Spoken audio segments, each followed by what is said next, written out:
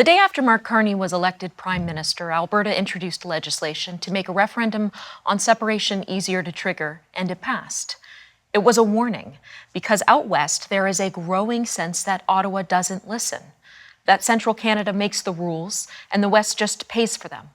Equalization, energy policy, a government that bends over backwards for Quebec while sidelining the West. Preston Manning founded the Reform Party when the West wanted in. Now the West might want out. He joins me now. Preston, it's great to be speaking with you. Good to talk to you, Marissa. This isn't the first time Canada has been faced with talk of a referendum. Quebec's separatist movement has put the country through two of them, and for decades, Ottawa and the media have treated the idea of Quebec leaving deadly seriously, like something to be handled with utmost respect. But now when it's the West raising concerns, it's mostly dismissed, or it's treated as this fringe tantrum. Andrew Coyne, he and the Globe referred to this movement as a minority of malcontents, marinated in self-pity. Now, something tells me you've got a better pulse on this thing than Andrew Coyne, but my point is, where Canada over the years has grown used to the idea that there is separatism in Quebec and that we have to appease it, it's not taken fully on board that there is this sentiment big enough to take seriously in the West. So first of all, why do you think that is? And just how widespread is this feeling? Well, first of all, there does appear to be just a continued indifference, particularly in central Canada, to the aspirations and concerns of Western Canada. This is reflected in media reports and statements by political people. Interesting, in this speech from the throne that was just given, there's not a flicker of recognition of the discontents in Western Canada and the roots of them. There's not a flicker of any attempt to address them. So that's one of the roots of this alienation, is just the feeling that aspirations and concerns of other parts of the country are taken seriously by the federal government. They are not taken seriously in the case of the West. In fact, the federal government, in many respects, is the biggest obstacle to the achievement of the aspirations and concerns of the West. With respect to how widespread this is, that's a very good question. What should be understood is that this is much broader than Alberta. Almost all the reports that focus on this issue imply that this is simply an Alberta thing. This is much broader. This discontent is much broader than Alberta. It includes Saskatchewan. In fact, some polls show the dissatisfaction even deeper in Saskatchewan than Alberta. It includes rural Manitoba. It includes much of British Columbia, particularly the eastern part, the central part, and the northern part. So this is not just one province. This is a whole region, and it happens to be the region that is one of the engines of the Canadian economy that simply can't be taken for granted. To your point about the Liberals being the source of what's driving this anger, I mean, I don't think they've done anything to ease tensions. Yesterday, Mark Carney, and I'll ask you, he was pressed on these comments made about making Canada this energy superpower and on pipelines. And his response was, well, this conversation shouldn't start and end with pipelines, which is, to me, he's like talking out of both sides of his mouth. He's saying Canada needs to be an energy superpower, but the conversation doesn't start and end with pipelines. Nor did he say he'd repeal Bill C-69, which, for those who are unfamiliar, makes it very difficult to build new pipelines. So does it sound to you like Ottawa is actually taking this seriously, actually cares about what is driving the anger out west? No, I don't see any signs that the current government is taking it seriously. And one of the issues that Western Canadians raise, and I ask this to young people at the university, on what level, in regards to what, are we a world power? We're not the biggest population. We don't have the biggest financial resources. We certainly don't have the smartest government. But on the area we have the second largest country by land mass on the planet, which means we have the largest or the second largest stock of what? Natural resources.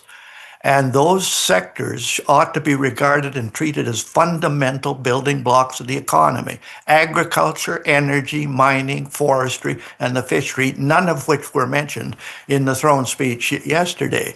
And those are building blocks on which manufacturing, service sectors, and knowledge sectors can be built. And in the West, there's a feeling that that's our strength, that's an area where we're stronger and bigger than the United States.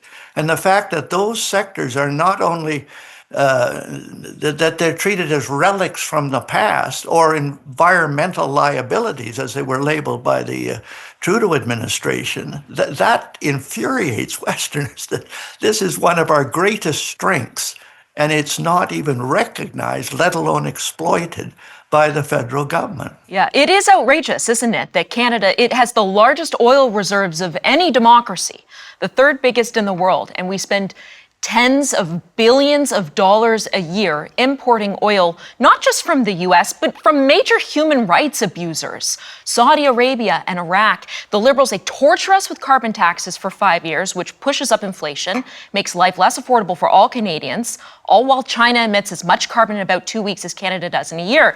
So now his energy minister, Tim Hodgson, tells the Calgary Chamber that we need infrastructure that gets our energy to Tidewater. Fine, that sounds great. But when? How soon? Like, if I'm Danielle Smith, I'm thinking, like, we've heard nothing but virtue signaling for Ottawa for a decade, so why should we trust that this time is any different? Yeah, that's a very good point. That what's needed now is more than words and press statements. What's needed is action on these fronts. And so far, Western and the provincial governments particularly don't see any of that action. One single thing that the federal government could do, and it should have been in the throne speech, but it wasn't, is to reduce federal intrusiveness in areas of provincial responsibility. This is at the root of federal-provincial tensions, not just between Alberta and Ottawa, but virtually between every provincial government and Ottawa. Federal government intrudes on areas of provincial jurisdiction, on health, which is a provincial area, on municipal governance. The federal government's going around the provinces to deal directly with municipalities, on natural resources, where the federal government intrudes in a dozen ways, including through the Impact Assessment Act and other statutes, and in the area of civil liberties, which the Constitution says is first and foremost a provincial responsibility. If the federal government wanted to signal something to the provinces that would improve national unity, they ought to introduce a statute reducing the intrusiveness of those statutes that authorize its involvement in areas of provincial jurisdiction.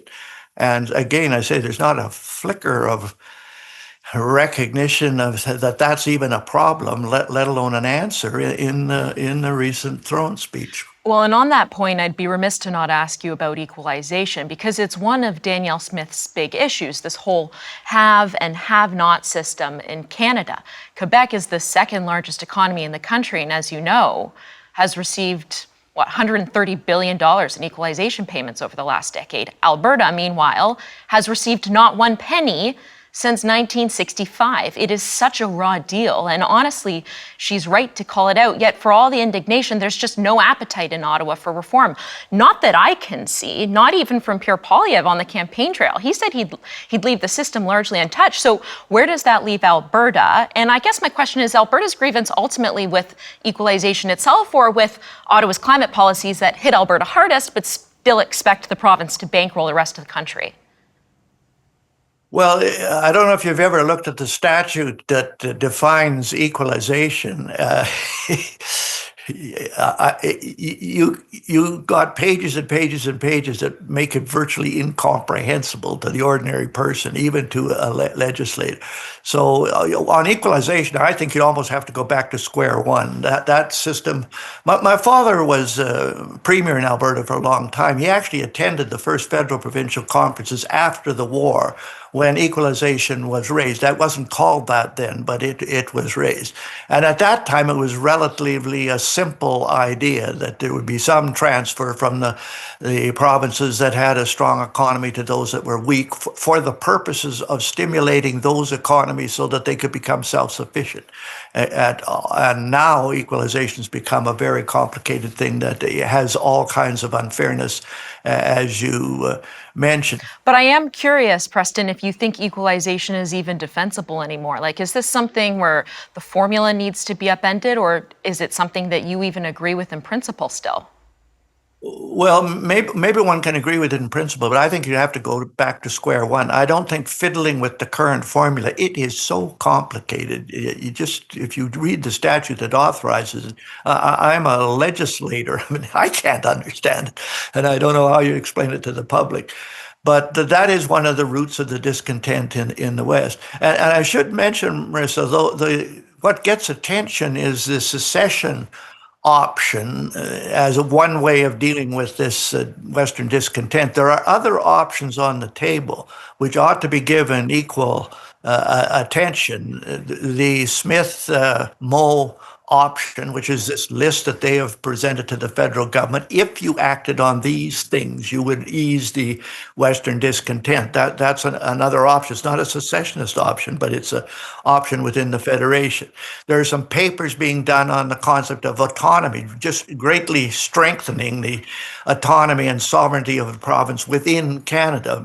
Much of it based on Quebec has gone further down that road than anybody else. And if Quebec can go down that road, why can't Alberta, Saskatchewan, or Manitoba? So there are other options on the table besides secession, but the secession option is the one that gets the headline because it's the more controversial one. Okay, well, let's talk about the secession option because Danielle Smith has said she's not in favor of it, but that if a citizen-led petition met the threshold, her government would respect the democratic process. How likely do you believe it is that we will see a referendum on this? Well, I think there'll be a referendum, and Alberta has legislation that facilitates that, as does Quebec. And I know there's been criticism of Smith for allowing this to happen, but this is the democratic process, and it's a democratic way of dealing with this issue. Put these questions out, let the public decide whether you should go further or not. And Smith has made her own position clear that she's a federalist, but she's a Democrat as well. And this is the process she's going to use to handle that question. And I think it should not be, she should not be accused of being in favor of secession because she's facilitating this democratic process to deal with the issue. I hope you don't mind me putting you on the spot for a second, but if there were a referendum in Alberta today, not about joining the US, but about actual independence, how would you vote? Well, I'd prefer to see the province stay within the federation, but I'd prefer to see these changes made that address its current discontents. I think one thing that may happen, and this may be looking too far down the road or a long way down the road, is what actually happens if some province, and it could be Quebec before Alberta, what happens if some province actually a clear majority votes in favor of a clear question to secede? What if that actually happens? What happens the next day? Many of these sovereigntists think, well, now we would be floating out there as an independent state. No. That's not what would happen. According to the law and according to the Supreme Court, what would happen then is it would trigger a major federal provincial conference that would have to deal with, negotiate in good faith is the word, with the source of the discontent and the aspiration to leave. In other words, if somebody ever got that far, either Alberta or Quebec, what it would trigger is virtually a reconfederation, a rewriting of the Constitution, something that's never happened since 1867. And I'd actually think if that ever happens, I think Western Canada will have a view on what the future Constitution of Canada should be that will be in line with the 21st century, in line with the political and economic realities of the country, and fundamentally different than the Constitution we have now. Now, that's a long-range picture. Whether that'll ever happen, but there are people thinking about what would that presentation be to that conference if you ever got that far. Well, I'm glad you raised that because we do have a constitutional lawyer on the panel after this discussion to just talk about that, because you're right, there are a lot of people that think it's as simple as a majority vote on a referendum, but it's really just the beginning of a much bigger fight. But I want to step back because we're having this conversation about Western alienation and it's not happening in a vacuum. During this election, this past election, you had the Bloc leader Yves-François Blanchet say Canada has no identity. And Justin Trudeau, he told us that Canada was a post-national state meaning a country without a core. So when you see what's happening in major cities, Vancouver, Montreal, Toronto, hate rallies in our streets, not one, not two, not dozens, thousands, do you believe that large-scale immigration without a clear accompanying policy or a culture of assimilation has eroded Canada's core identity? Well, I think it has. And that raises the question is how deliberate was that? Some of the people that believe in post-nationalism, and I believe Mr. Carney's in that camp, and certainly Gerald Butts is in that camp, actually believe nationalism, I mean, particularly the kind of nationalism that is in existence in Quebec, is a negative thing. It's a relic of the past. It ought to be diluted by large numbers of immigrants who are unabsorbable in that culture, and it ought to be replaced by globalism rather than nationalism. I think we have people very high in our government, including the Prime Minister, that share that view, which just undermines the whole concept of not only Quebec nationalism, but Canadian nationalism. A couple of things in the throne speech, this reference that the crown is the symbol of Canadian unity. You know, if you took a poll on that, I don't think that would be held up. On the section on uniting the country, it starts by saying that the Canadian identity is defined by the French language and culture being an integral part of it. I don't think the current throne speech enforces or even tries to define the kind of Canadian identity that certainly a lot of Western Canadians believe in. Well, I raise this because in the absence of a strong national identity, and particularly if Westerners are feeling pushed to the margins, what is there for Western Canadians to hold on to? Well, I believe I'm coming back to this point of the natural resource sectors as fundamental building blocks of the economy. I think that's one idea that can be relevant to all parts of Canada and is absolutely essential to the rebuilding of the Canadian economy. So that recognition of what are our strengths and building on those, exploiting those rather than treating them as relics or liabilities. The other approach to unity, and this sounds simplistic, is just to start reducing the elements that divide the country. And one of the main ones is this federal intrusiveness in areas of provincial responsibility. That has got Ottawa offside with virtually every provincial government. So, you can get unity by just starting by reducing the things that divide. And those are the things that would be on the top of my list. All right, I'll put this to you as the final question. Given you've spent your whole career fighting for the West to be treated equal, what is your message to the next generation of Western Canadians growing up in this environment?